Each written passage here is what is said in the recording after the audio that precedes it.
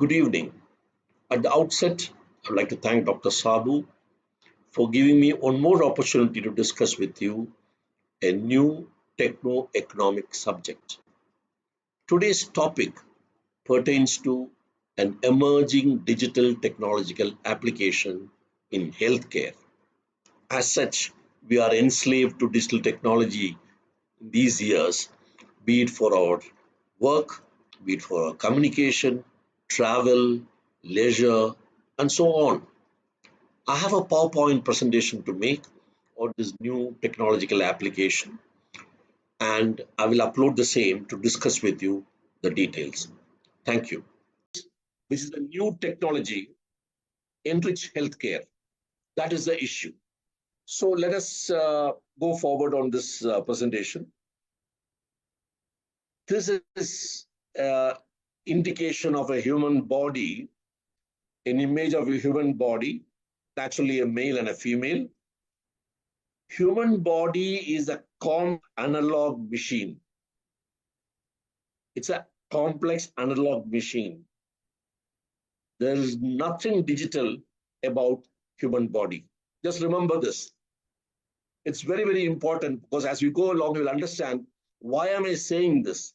Because human body sends analog signals for the doctor to monitor, be it temperature, be it pressure, be it flow. It can be internal flow, or it can be flowing outside externally.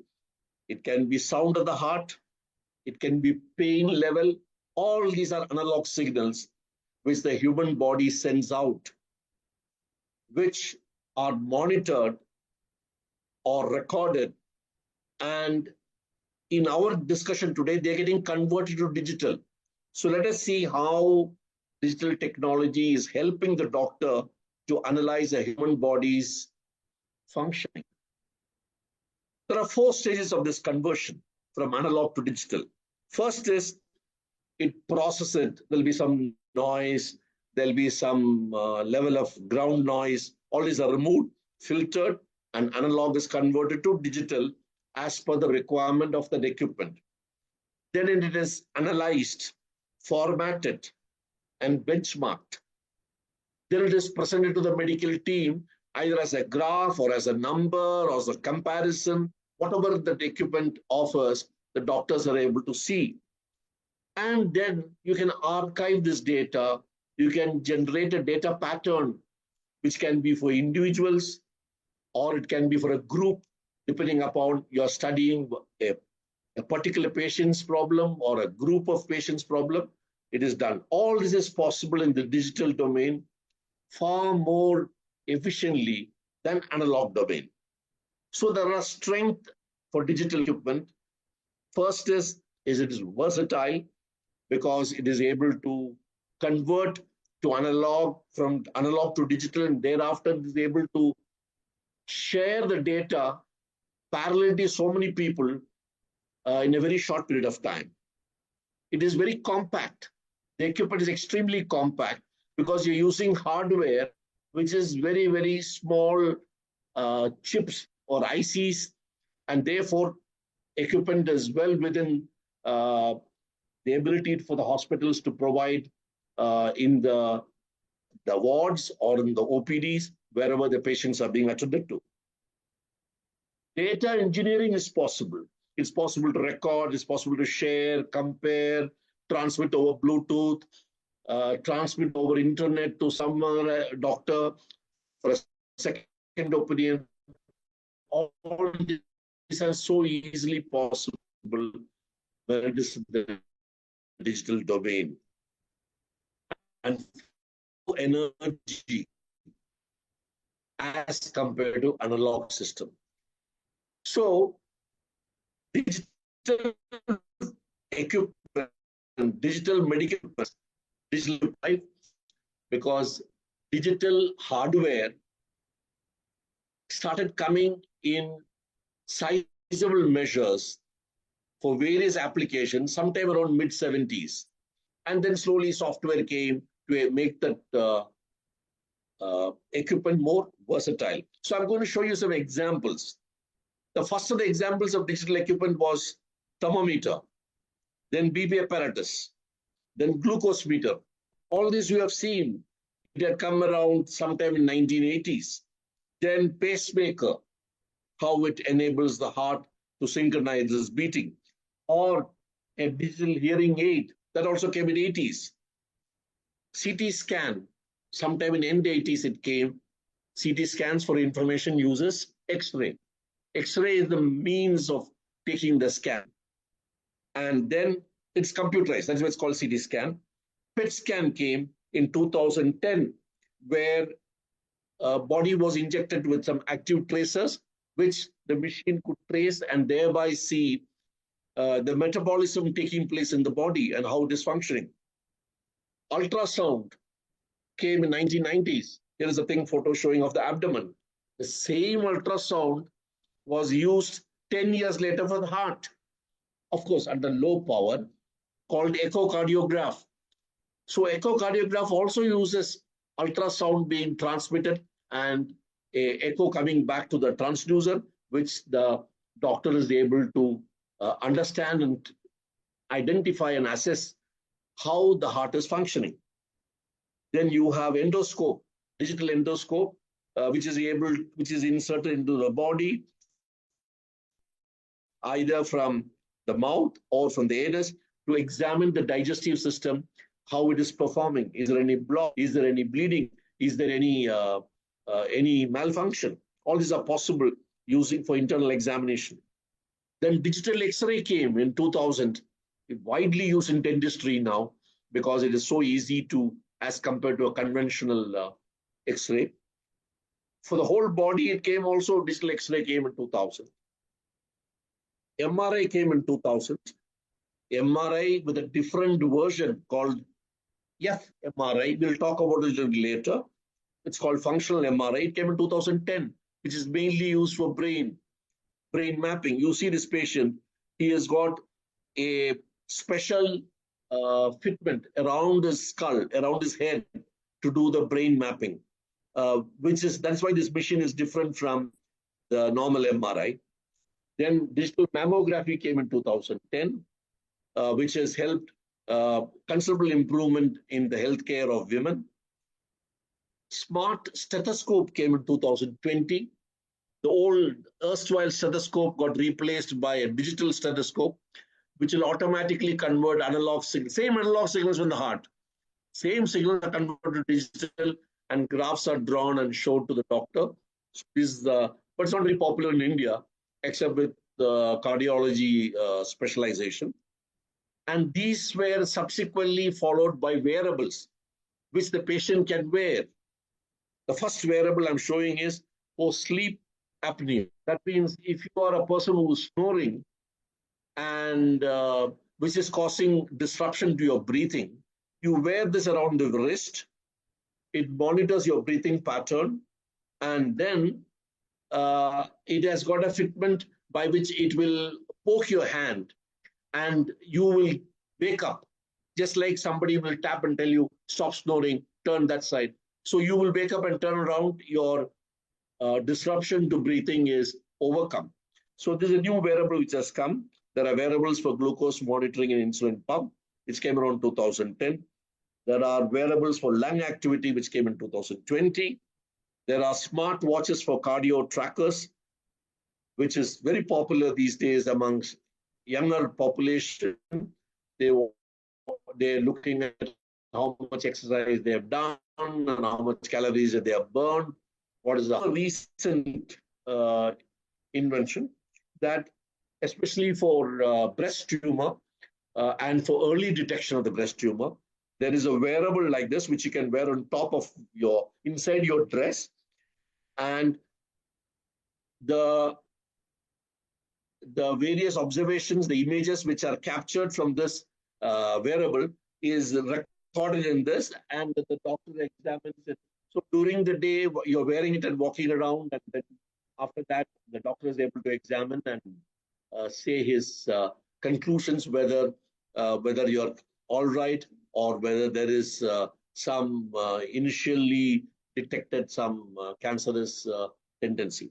So these are the various wearables which have come, and all these are forming a part of digital medical equipment, and they have grown in complexity, they have grown in interoperability, they're able to speak to the main computer, they're able to transmit things on Bluetooth, you're able to get it on your mobile, the doctor is able to see it on his display.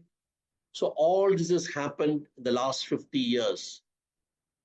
There are two more technologies which have come into the medical field.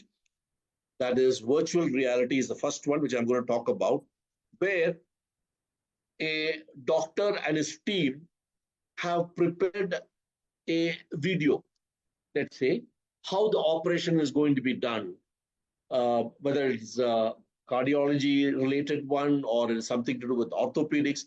They have prepared the video, and that is seen by the entire team by wearing this near eye display, and they are totally cut off from everything else. They don't see anything else other than that video.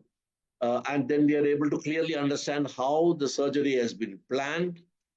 And in that video, there are X-rays images, there are MRI images to say very clearly how the operation could be progressed, what sort of navigation should be followed for making the incisions on the body. All these are there in the video. So everybody in the team studies that, and they are able to understand, and then they are prepared for the surgery to take place. So this is a relatively new invention, came around 10 years back, and it is quite popularly used in India in many hospitals where doctors are briefed on how the operation is going to take place. And it's also used for training and simulation of various cases for the junior doctors so that they are able to understand the complexity of the operations that are going to be done. It's more for operation theater environment, which is being used. You can also use it for theoretical classes on any other subject. Then it was realized that VR is a very powerful technology. You're able to get the entire team to come on a common understanding on the treatment which is going to be a patient. Of course, VR is used extensively in engineering applications when you are going to review the design of a particular, let's say, review the design of a new car or of an aircraft or a ship.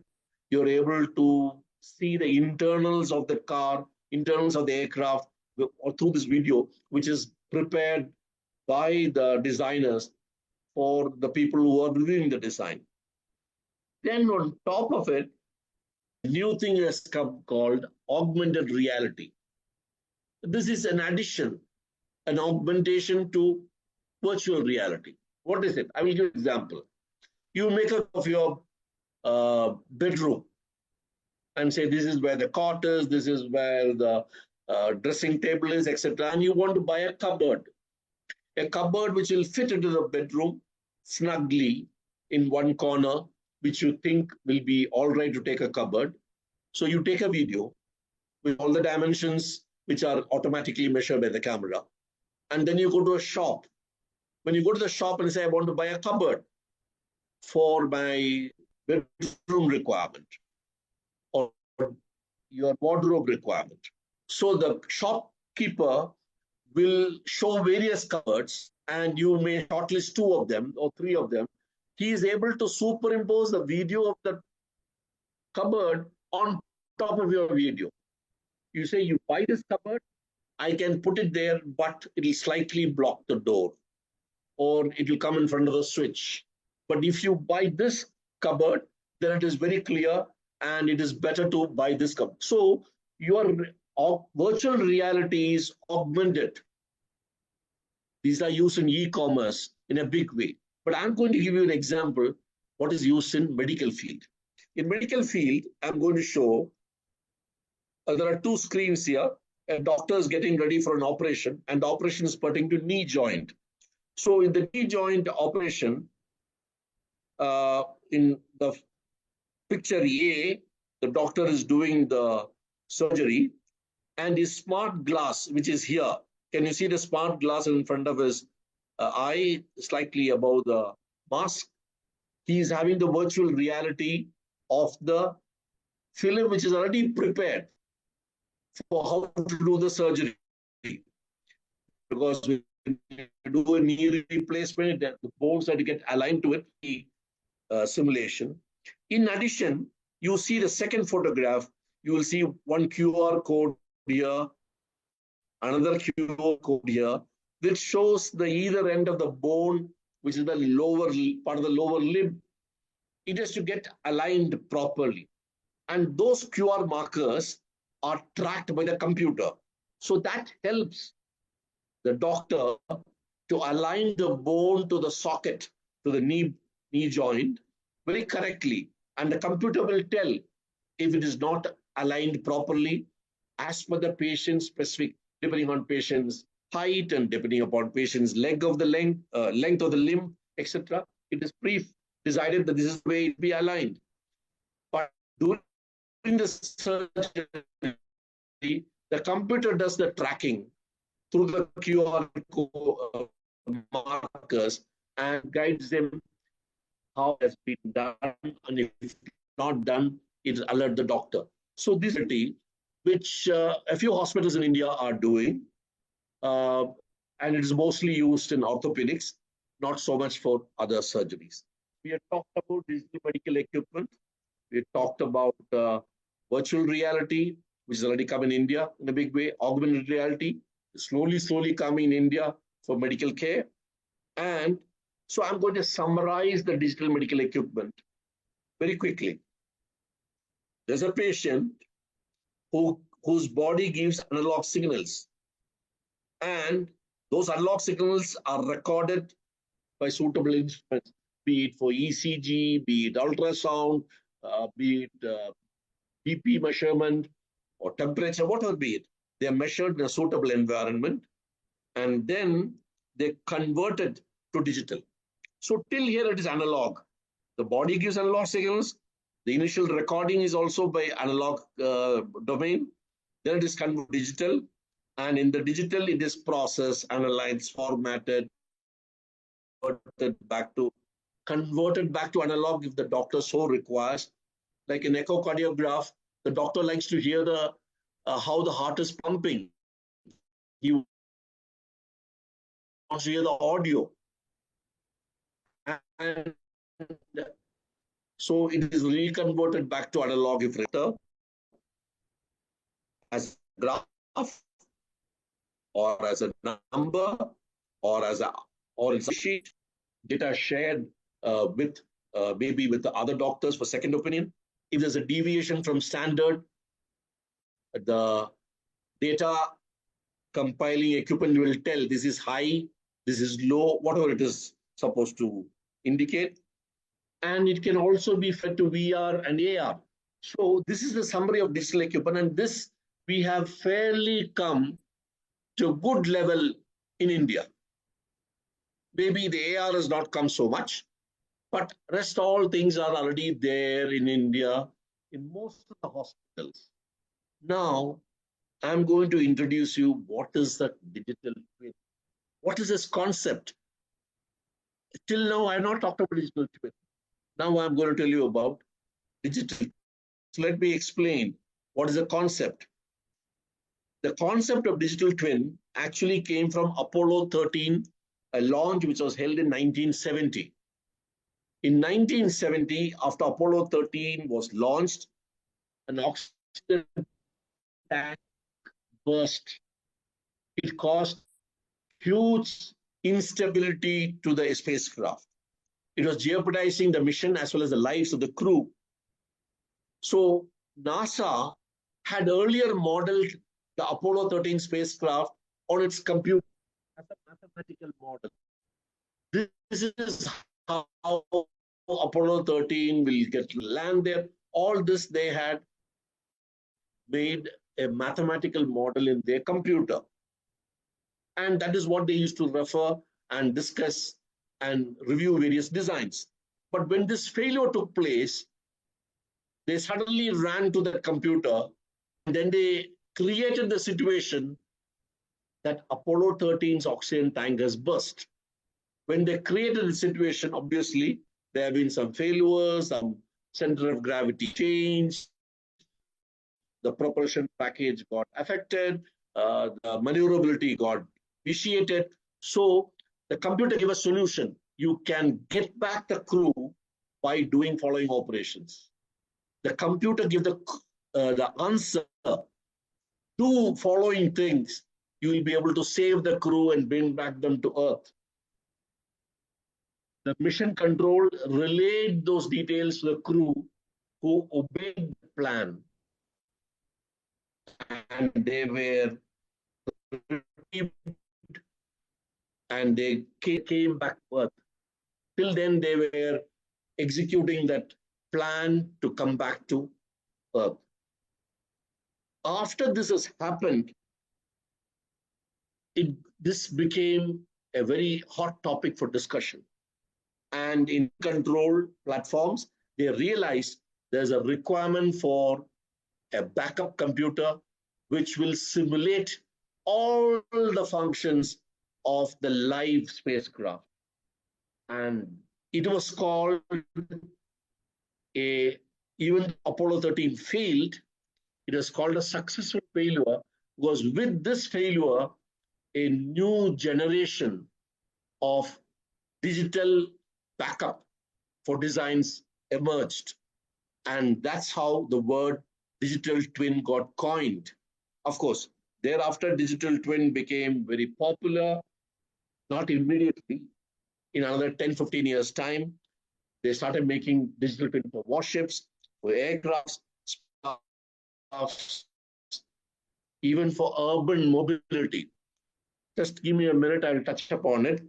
And they found this is a good method by which you can de-risk, reduce the risk of emission by having a backup digital model running the same way as the main physical body, be it spacecraft or aircraft or ship or submarine, whatever it is.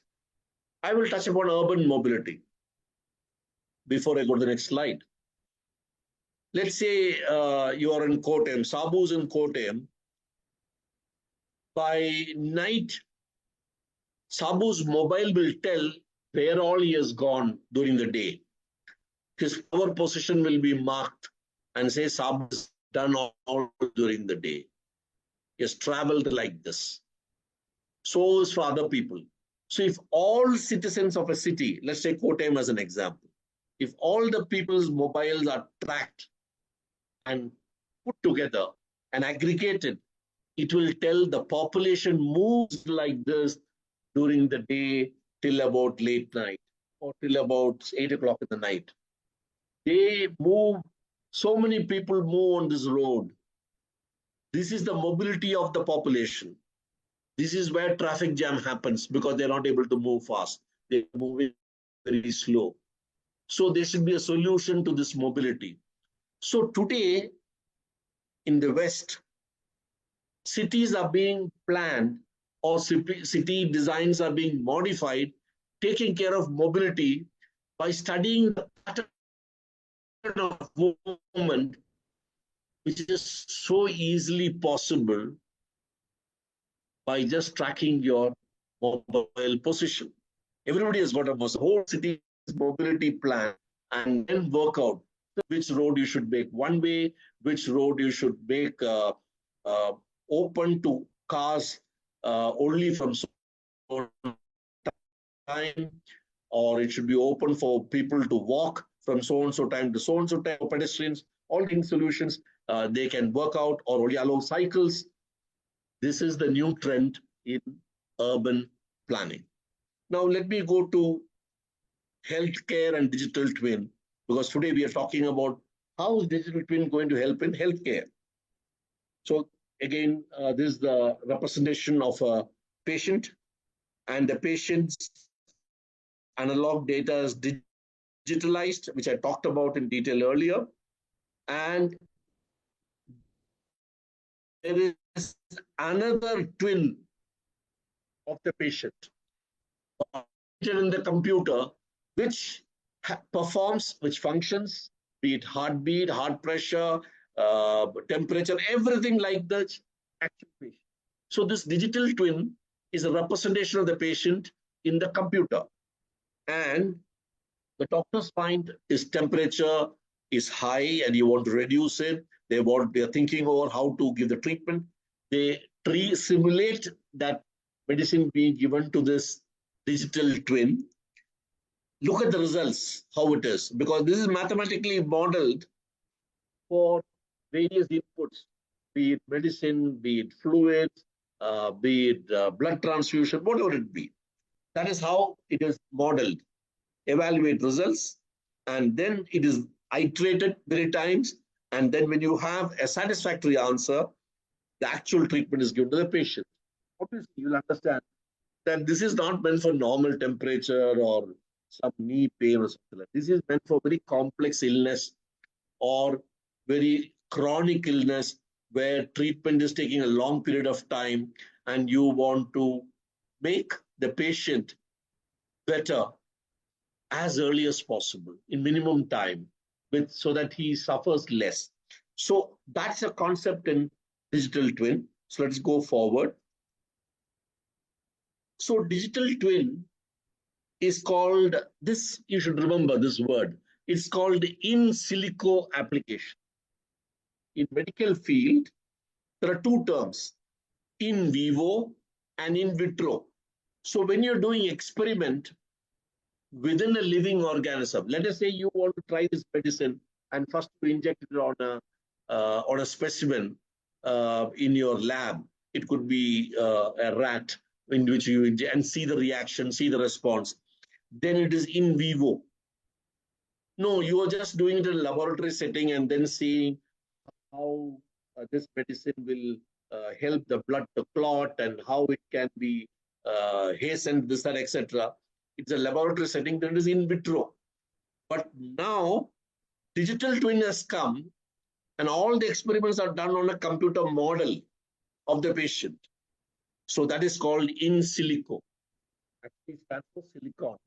Silicon is nothing but the material used for making semiconductor devices, which is the heart of the computer. So it's called in silico. It's a new word, perhaps so many of you. Just remember, in silico means you're doing an experiment in a computer for treatment for a patient. All his functions are simulated in the computer. This is extensively used in developing new type of drugs. This in silico approach. Very fast, they're able to make new drugs which are required for a patient. It could be patient-specific drug as well. As we go along, we'll discuss that. Digital twin, if you look at the publications which have come from 2016 to 2023, you see the huge increase, immense amount of publications are published in US because they are digital twins not only for non-healthcare applications, they are also for healthcare applications. Non-healthcare is much more, be it engineering, be it, as I told you earlier, be it the construction of a dam, be it the construction of an aircraft, ship, etc., etc. Now, what are the applications which are coming to digital twin so far in the world? So I'm just going to give you introduction to it.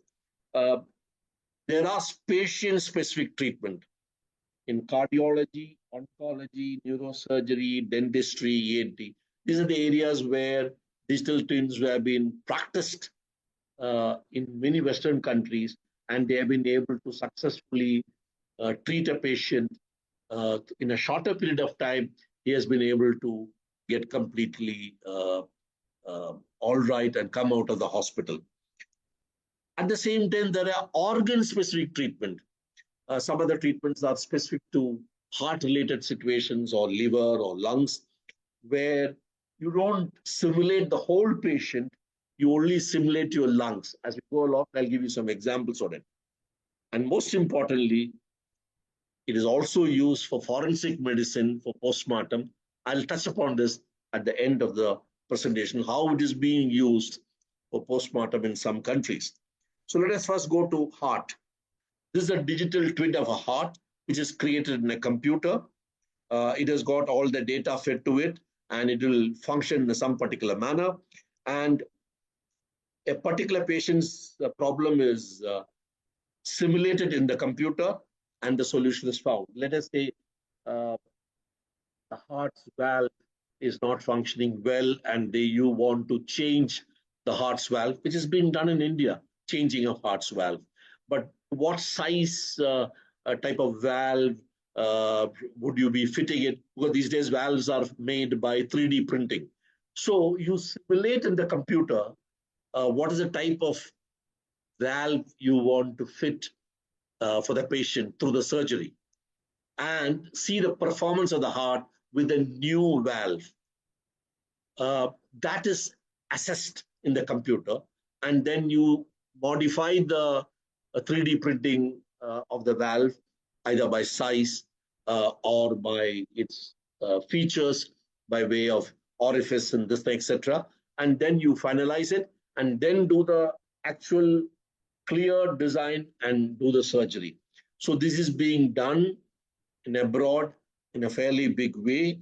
In India, I know heart valves are replaced by surgery, but through digital printing. But having a computer to identify what type of 3D printing you should have, etc., and what should be the patient's uh, features, etc., incorporated in it, that link is to be still created in India. It's a huge facility for uh, training doctors who are specializing in cardiology. There is a whole project in USA called Living Heart in USA, which has been where digital twin models have been created by two private companies called Mrs. Philips and Mrs. Siemens, who are as such leading medical equipment manufacturers. So they have made these models which are being utilized for treatment of cardiology cases in US and some of the hospitals in Europe. It's not yet come to India. Uh, in India, and mostly in India, we are using only VR and standalone 3D printing, dealing from the model. Okay. Now I go to the next example. This is about oncology. Cancer patient.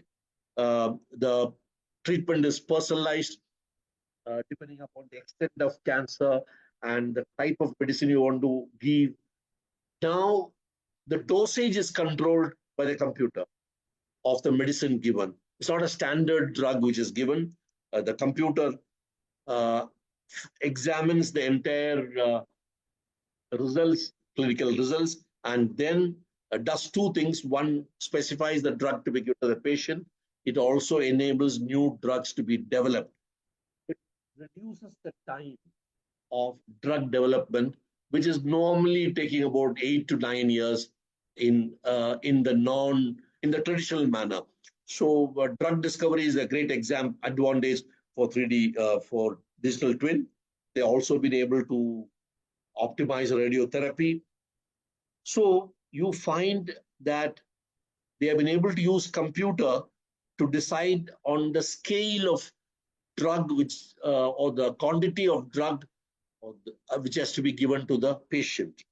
And there are some challenges still in validating this approach, and they have not been fully solved.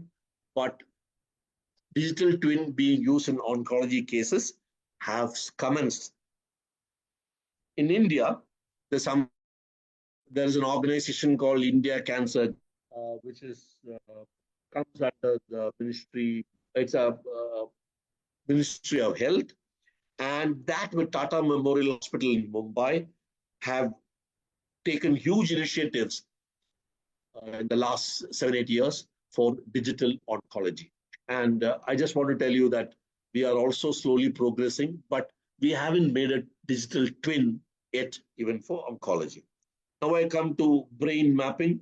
Um, in neurosurgery, you're able to simulate the brain. I told you some time back to look at the brain functioning you use a special type of MRI called fMRI, functional MRI, which measures the blood flow which is happening in the brain, in the capillaries.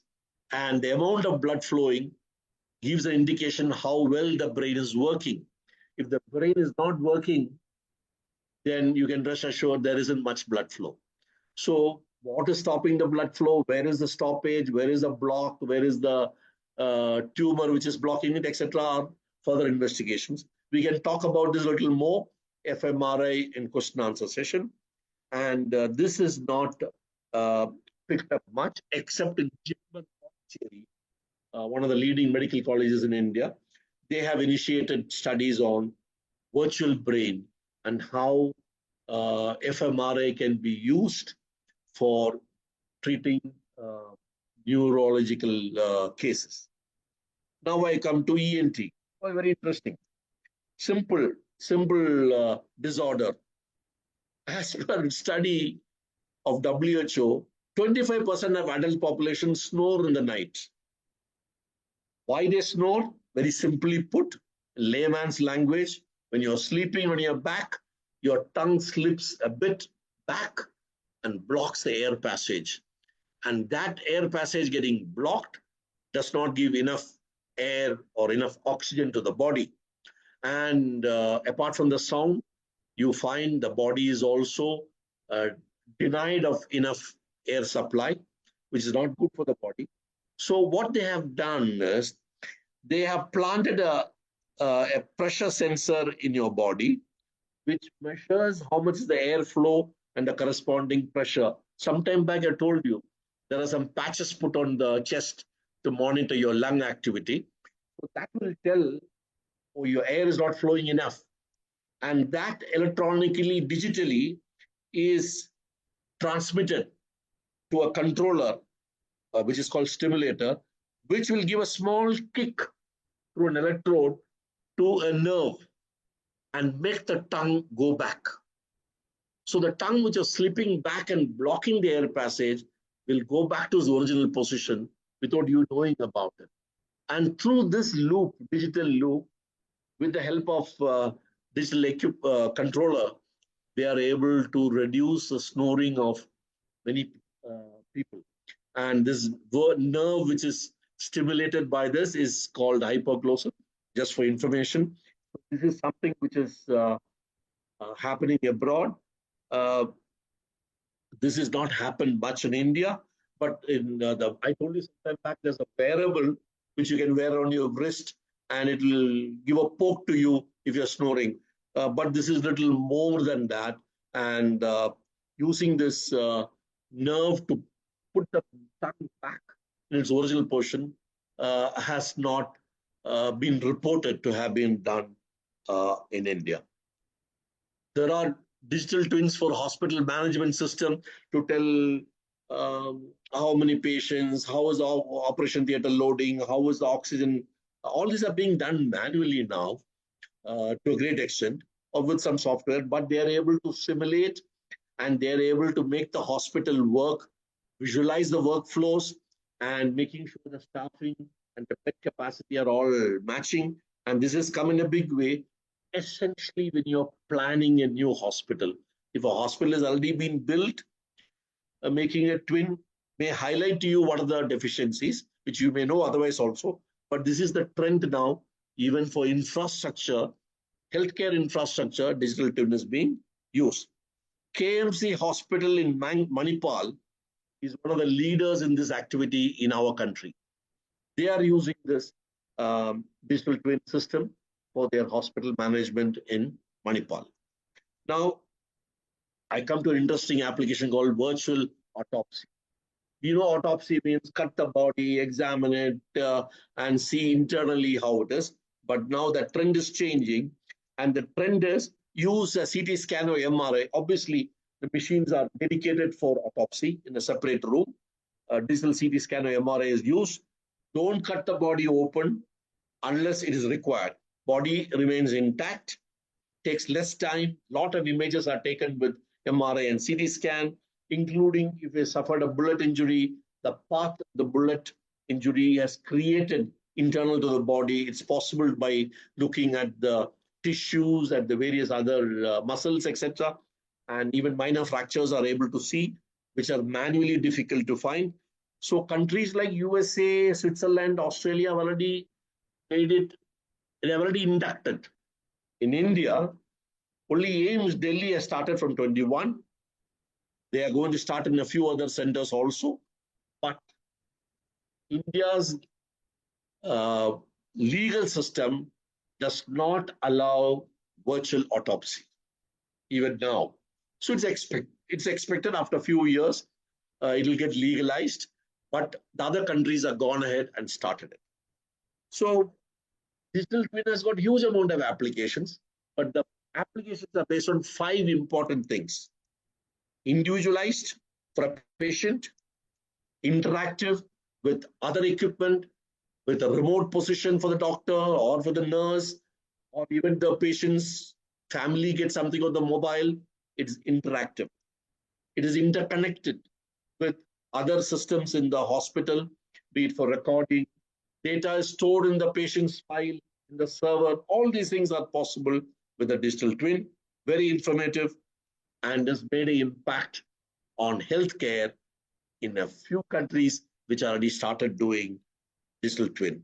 Advantages I've already covered it: improved diagnostics, less invasive treatment, faster drug discovery, no animal testing required, or animal testing is less, cost reduction because unnecessary tests are not done. Because of this, patient is empowered a little more, and data which has been generated, how the patient's response have been, is a huge advantage, which is studied in great detail so that it is possible to apply these results on other patients when they have similar situation. And it's a fair and equal treatment of all patients. So this is the advantage of digital twin. Of course, there are challenges. Data has to be acquired from different equipment. Uh, Integration has to have a common data protocol. All digital equipment have to speak to the computer, and privacy of the data is very critical. Consent of citizens is important. Citizens should consent that he can have a model created for him, because that will have all the data of all his health problems in that model. Data bias can happen if you're not making conclusions correctly. And there are some ethical aspects which people feel that it infringes on that. But this is something which has to be discussed more in detail, whether it is better treatment or ethically it is violating certain norms. So I come to the conclusions. First, strength of digital technology. I just recalling it once more. For healthcare, versatility, compactness, low energy needs, and data engineering. Data can be collected, large quantities, archived, patient specific, community specific, hospital specific, uh, region specific. All this sort of analysis is possible through digital data, through digital technologies, and therefore digital twin helps you. Personalized medicine, I told you, improved diagnostics, low invasive procedures. You don't have to do a lot of surgeries, etc., without uh, finally deciding how to go about and do it, either through VR or AR. And for postmortem, you are not cutting the body open. Uh, and of course, drug discovery. Data characteristics are, it can be data can be genomic, clinical, or patient specific. Organ of a patient can be separately studied, be it heart, liver, lungs, etc., and accordingly treated through the digital twin. Social health of a group of people can be aggregated and studied separately. Bias-free, reliable data and protected from privacy. And the specializations which are spearheading digital twin the world over is, first is cardiology. We have come up to VR and maybe some AR, but we are not got to digital twin in India. But rest of the countries, very advanced countries, have gone to cardiology, digital twin, neurosurgery, we talked about it. And if there's any question on fMRI, I'll do it in question and answer session. Oncology, ENT, I talked about how hypoglossal nerve can be stimulated if there's a snoring, and virtual autopsy. So these are the specialization. These are the applications which are actually taking digital twin forward in a big way. Now, since 2020, digital twins have been active in healthcare in many countries, mostly in advanced countries, and they have moved from an emerging technology to a mainstream technology. That means it is there to stay, it is being practiced, and it is being consolidated in the healthcare package in many hospitals abroad. But in India, we have made a slow start.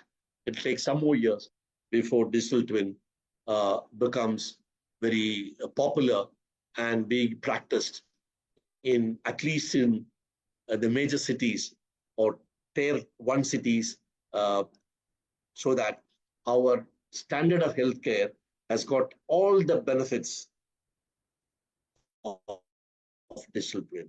You've got a huge population, and by embarking on such enabling technologies, we'll be able to make healthcare accessible, healthcare cheaper, ultimately cheaper for the patient, and also it will be enriched in quality so that the overall healthcare status in the country improves. With this, ladies and gentlemen, I conclude. Jai Hind.